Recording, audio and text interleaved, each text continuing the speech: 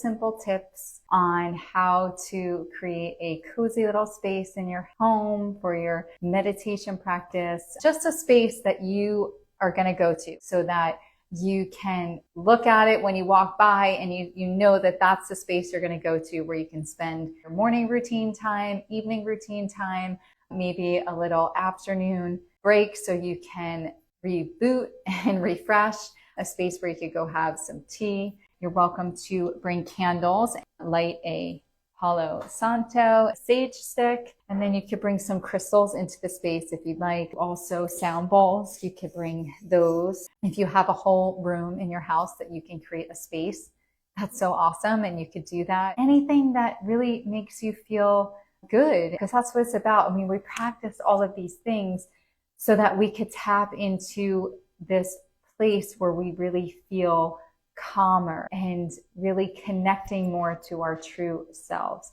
So when you see this even space in your house and you're walking by, you see that space, you see all these things that really bring you peace and joy, and it automatically like taps into that and you will start to feel it. And then that trickles into other areas of your life. And it truly is so amazing once you start doing these things on a daily basis.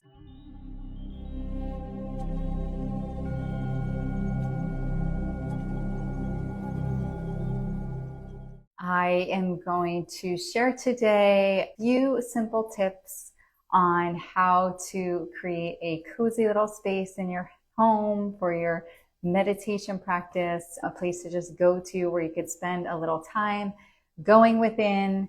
And I always like to share with my clients and my students inside of my academy that just picking a space in your home, it could be just a favorite chair of yours, or maybe it's a corner in a room where you could put down cozy pillows or get a seat cushion, just a space that you are going to go to. And maybe it's that chair that you bought, like that you loved so much, and it goes in one of those rooms that you don't really go and sit in it that often, that this chair would maybe be the space that you can go to so that you can look at it when you walk by and you know that that's the space you're going to go to where you can spend time to either go to in your morning routine time, evening routine time, maybe a little afternoon break so you can reboot and refresh, a space where you could go have some tea. And a few things that I suggest that you can add into the space is, like I said, some pillows. You're welcome to bring candles. And even if you don't light a candle, which you can also use ones that, have batteries with it. But one thing I do is that if you're going to use one of these, and just before I go and I turn it on, I always like to suggest that still set an intention in doing so. So for example, just thinking the word gratitude before you light it, you're just setting that intention of gratitude. And when you're living in a space of gratitude, an attitude of gratitude is like the highest vibration you could live in.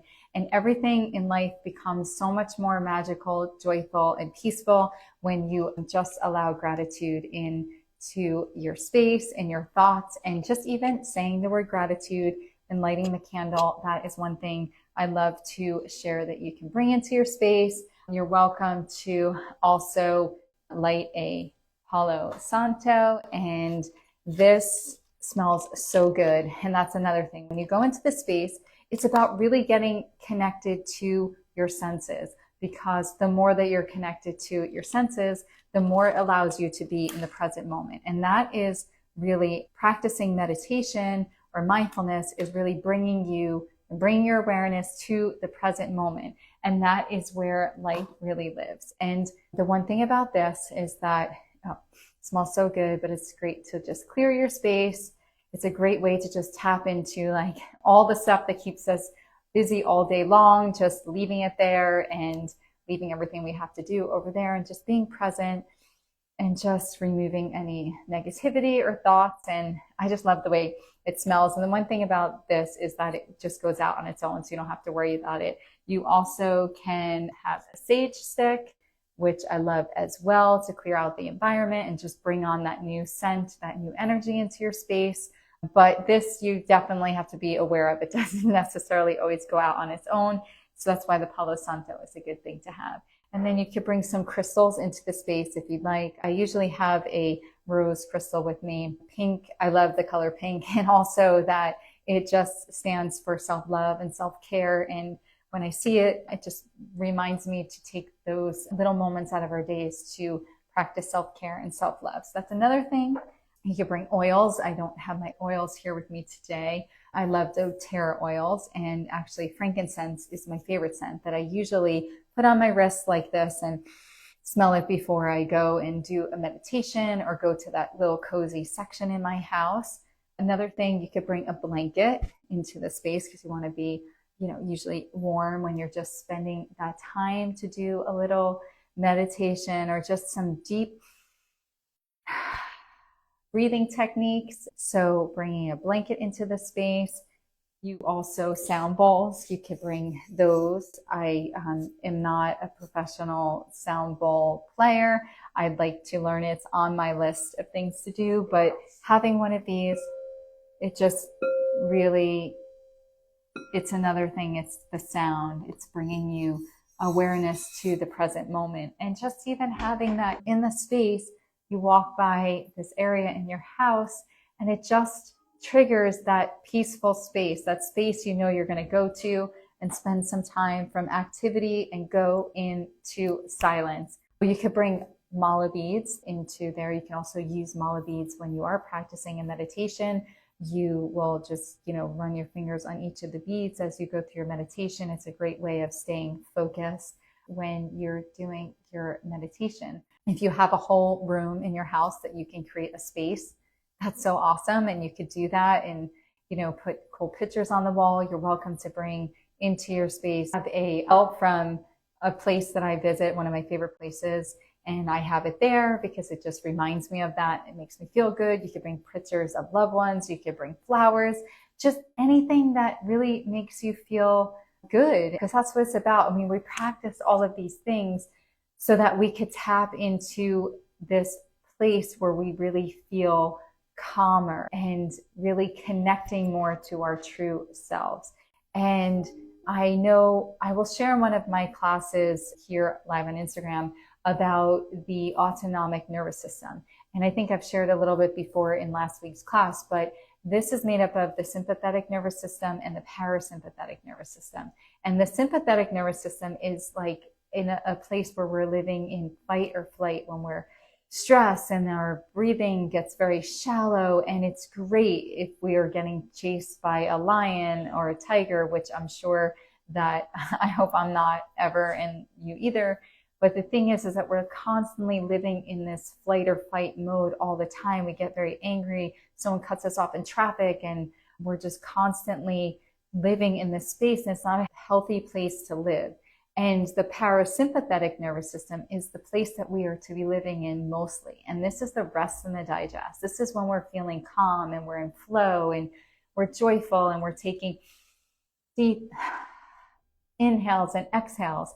And we practice meditation and we practice mindfulness so that we can keep building up and tapping into that parasympathetic nervous system. And the more that we show up every day and we practice meditation, we're building up that muscle, that space, so that we can easily tap more into living in the parasympathetic nervous system as opposed to the sympathetic one. And so when you see this even space in your house and you're walking by, as you're leaving the house or whatever it may be, you see that space, you see all these things that really bring you peace and joy, and it automatically taps into that and you will start to feel it. And then that trickles into other areas of your life. And it truly is so amazing once you start doing these things on a daily basis. So that's the questions that I was asked. And I also the other day shared how to prepare for a meditation. It's very simple. The thing about meditation, even though you're creating this space at home, is that it's available to you anytime. And I've practiced meditation on an airplane, in a taxi cab, in my car while I was waiting for picking up someone, whatever it may be. But the most important thing is just to get into a comfortable seated position. I invite you definitely to close your eyes. This is just another way of closing out senses so you could go more within. But at first, if that's not comfortable for you, that's not a problem. You could just practice and focus on your breath and keeping your eyes open. But if you can, close your eyes and the most important thing is just sitting up as upright as possible and sitting in a comfortable seated position. And you want to keep this upright seated position because it really just allows for the energy and for your breaths to go much deeper when you inhale and also when you exhale. You don't have to sit cross-legged. You could sit with your feet flat on the ground and your hands on your lap. You're welcome to lie down too. But if you're really tired, I would suggest that maybe you don't do that because you'll fall asleep probably right away. And that's fine. It's just your body's telling you you really probably need to focus on being a little bit more taking care of yourself and maybe getting more of that extra sleep. And over as the weeks progress, I will definitely get more into creating a mindful evening routine, which I did a few weeks ago, but it's really essential to do these things throughout the day so we can start tapping more into that parasympathetic nervous system so we can live more present in the moment, because that is really where life is. And the more that you can build up that muscle by practicing meditation on a consistent basis, the more that you're going to be more present in the moment. And that's where you start to really become the creator of your life. And that's where you really start to make more of these conscious decisions for yourself. And life just starts to keep unraveling. But it really is up to you to show up and consistently do the work. So really, it's very simple to get into a practice like that. And you also can set a timer on your phone, whether if you're a beginner, you want to do it for 1 minute, just set a 1 minute timer, or 15 minutes. But the reason why you want to set this timer on your phone is so that you don't have to think about the time. It's already taken care of. It's over there on your phone.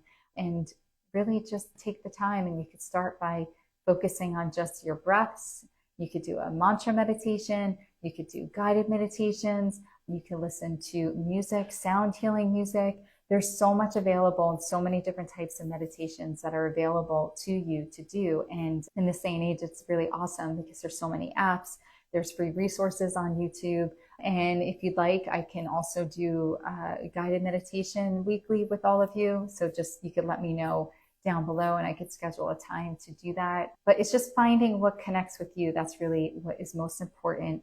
And then the second thing is really consistently doing it. It's like anything else. You have to keep showing up so that you could become more comfortable with it. And at first, when we begin things, it's always very uncomfortable and we're usually very excited at first. But then as a week or two goes on, we start to maybe make excuses why we're not going to do something. And this is where we have to get back to the consistency of showing up, because once you start doing that, you'll start to feel the amazing benefits of it. And having a daily meditation practice allows so many amazing things in your life. It helps you to sleep better. You start to feel more calmer. You just start getting so much better at life. You're much easier to be able to regulate your emotions. You have less anxiety. You're more peaceful and happier and joyful. And it really is an amazing practice. And it's great because it's just available to you anytime that you would like.